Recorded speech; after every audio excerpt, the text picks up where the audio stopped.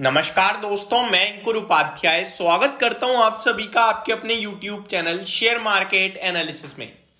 यहां पे आप सभी के साथ डिस्कस करने वाला हूं अमेरिका का जॉब्स डेटा जो कि आ चुका है। यूएस मार्केट भी ओपन है, तो कैसा ट्रेड कर रहे हैं, साथ ही साथ ग्लोबल मार्केट्स कैसे ट्रेड कर रहे हैं और भारतीय बाजार जो कि पूरी तरीके से आउट परफॉर्म कर रहा है और आगे भी करेगा, ऐसी एक्सपेक्टेशंस हैं। आज आपने जीडीपी का एस्टीमेट नंबर जो देखा है, जो मैंने आप सभी के साथ शेयर किया और आप लोगों ने उस वीडियो पे काफी ज्यादा प्यार भी दिया है।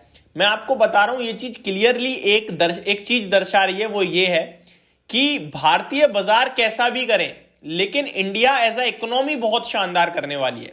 ग्लोबल मार्केट्स को हम लीड करने वाले हैं, ये क्लियरली दिख रहा है। जहां पे बाकी की कंट्रीज पॉजिटिव रिटर्न्स जनरेट नहीं कर पा रही हैं अगर कंपेयर किया जाए इन्फ्लेशन के सामने, तो वहीं भारतीय बाजार केवल पॉजिटिव रिटर्न नहीं, 2% के पॉजिटिव रिटर्न्स ऑलमोस्ट डिलीवर करने की बात कर रहा है। मैं आप सभी के साथ यहां पे बात करने वाला हूं पहले अमेरिका के जॉब्स डेटा के बारे में, देन अमेरिका का बाजार कैसा ट्रेड कर रहा है और उसके बाद भारतीय बाजार पे भी थोड़ा सा डिस्कशन करेंगे। तो शुरू करता हूं अमेरिका के बाजार के साथ। Payrolls jump 2,16,000, wages growth stronger than expected, यानी कि अनुमान से बेहतरीन जॉब्स डेटा आया है।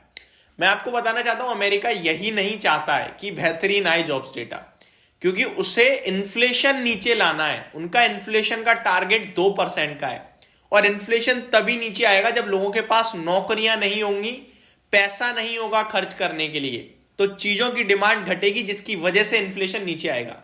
यहां कंफ्यूजन क्रिएट हो जाता है। मैं आपको बताऊं, अभी ये डेटा पॉजिटिव दिख रहा है, अच्छा दिख रहा है कि लोगों के पास नौकरियां हैं, ये पॉजिटिव है अपने आप में, और बाजार ऊपर है, तो लोग क्या कहेंगे, अरे अच्छा नंबर आया है, जॉब्स डेटा अच्छा है, इसलिए यूएस मार्केट भागा है, अब भारतीय बाजार भी भागेगा।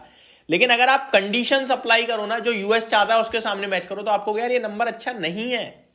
आगे बात करता हूं, अनएम्प्लॉयमेंट रेट देखोगे आप अगर, तो 3.7% पे आता हुआ दिख रहा है, जो कि मार्केट एस्टीमेट लगा रहा था कि 3.8% का होगा, यानी बेरोजगारी दर 3.8% का अनुमान था, लेकिन 3.7 है, यानी बेरोजगारी दर कम है। वो हर कंट्री के लिए अच्छा माना जाएगी, लेकिन अमेरिका जो चाहता है उसके विपरीत है, तो वो तो नेगेटिव ही मानेंगे ना। आगे बात करते हैं। आगे बात करें तो कुछ खास है नहीं, बस यही मेन था कि भैया जितना अनुमान था उससे ज्यादा जॉब्स लोगों के पास हैं और जो अनुमान था कि अनएम्प्लॉयमेंट रहना चाहिए उससे कम रहा है।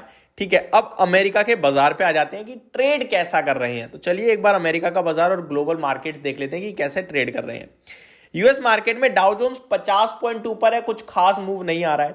नेस्डेक इंडेक्स बहुत अच्छा कर रहा है, आधे % ऊपर है, लेकिन भैया कल भी ऊपर ही था, एट द एंड जब बाजार बंद हुआ तो नीचे आ गया। तो मैं क्लोजिंग ज्यादा इंपॉर्टेंट दूंगा आज को भी। कल मॉर्निंग की पहली वीडियो में ये सारी चीजें दोबारा डिस्कस करेंगे और अच्छे से समझेंगे।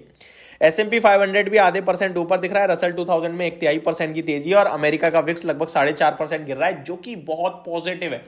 विक्स का गिरना पॉजिटिव लूंगा मैं, क्योंकि फियर फैक्टर कम हो रहा है और वॉलिटिलिटी कम हो रही है, ये अच्छी बात है। अदरवाइज अमेरिका में 8% विक्स बढ़ के आ रहा था। अब इंपॉर्टेंट क्या है, इंपॉर्टेंट ये था कि ये जो जॉब्स डेटा आएगा इसके बाद फेड रेट कट कब से स्टार्ट कर सकता है।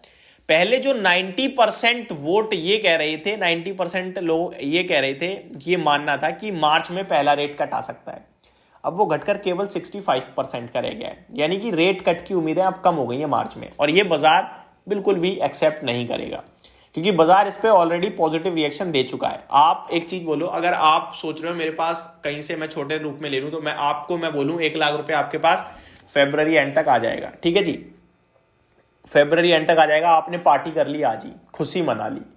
अभी थोड़े दिन बाद आपको पता चल रहा है जनवरी 15-16 को कि वो 1 लाख रुपए अभी नहीं आएगा, फरवरी एंड तक नहीं आएगा, मे भी हो सकता है अप्रैल एंड तक आए, तो आप तो टेंशन में आ जाओगे। आओगे नहीं आओगे, आप भी रहा है लेकिन लेट आ रहा है। तो यही चीज बाजार के साथ है इस समय, जो बाजार एक्सपेक्ट कर रहा है वो नहीं होने वाला है और उस पर रिएक्शन भी दे चुका है। अब ये रेट कट मई में आता है या सितंबर में आता है, कब आता है वो देखने वाली बात है, बट जो चीजें हैं वो मैंने आप सभी के साथ डिस्कस कर ली। अब आ जाता हूं मैं भारतीय बाजार पे। इंडिया एज अ इकोनॉमी बहुत स्ट्रांग दिख रही है, वो सबको पता है, लेकिन इस समय बाजार को जो खींच रहा है वो है पैसा। देखो मैं क्लियर कह रहा हूं कि इस समय बाजार को एक जरूरत है, सख्त जरूरत है करेक्शन की और एक कंसोलिडेशन की। वो बहुत मतलब बहुत बेताबी है और अगर नहीं आया ना तो इतनी तेज आएगा कि किसी को मौका नहीं देगा, और अगर आ गया धीरे धीरे चला गया तो वो बहुत अच्छा रहेगा।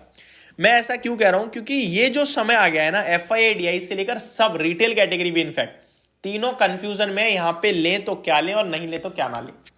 और बाजार में पैसा आता जा रहा है तो वो बाजार धीरे धीरे ऊपर ही जाता जा रहा है, लेकिन कंफ्यूजन तीनों को है। तो इस कंफ्यूजन में अगर थोड़ा बहुत गिर जाए तो अच्छा है, अगर ये कंफ्यूजन पीक पे जाके आया तो वो बहुत तेज शार्प पिटाई मार देगा। अगर बाजार की बात करूं मैं तो तेजी बहुत बड़ी हुई है और नो डाउट बहुत अच्छे लेवल्स पे पहुंच गए हैं, और बाजार में लिक्विडिटी इतनी ज्यादा है कि गिरने नहीं दे रही। दिसंबर का डेटा है 22 लाख नए डीमेट अकाउंट ओपन हुए हैं। ये 22 लाख लोग जो नए आए हैं वो बेच तो पा नहीं रहे, खरीदेंगे ही ना, ऑब्वियस है। 22 लाख लोगों का पैसा बाजार में आया है, वो पैसा मार्केट में आ रहा है, कैसे गिरेगा बाजार? रिटेल कैटेगरी भर भर के आ रही है, लेकिन यही तो रिटेल कैटेगरी ही किसी दिन प्रॉब्लम बनवा देगी, क्योंकि ये पैनिक सेलिंग कर देते हैं। किसी दिन FII ने बेचा, बाजार गिरता दिखा और रिटेलर्स बेचने पे आ गए, तो ट्रस्ट में बाजार का बुरा हाल हो सकता है। मैं डरा नहीं रहा हूं, मैं फैक्ट्स बता रहा हूं आपको। तो ये सारी चिंताएं इस समय डेवलप हो रही हैं धीरे धीरे करके। इसके लिए आपको सावधानी कैसे रखनी है, पूरा खाली नहीं करना है। सावधानी बस इतनी कि मेरे पास सरप्लस होना चाहिए, बाजार गिरेगा मैं और खरीदूंगा, खत्म खेल। तो ये मेरा आपसे कहना है। होप आपको सारी चीजें समझ में आई होंगी। Thank you so much for watching this video. Good night guys.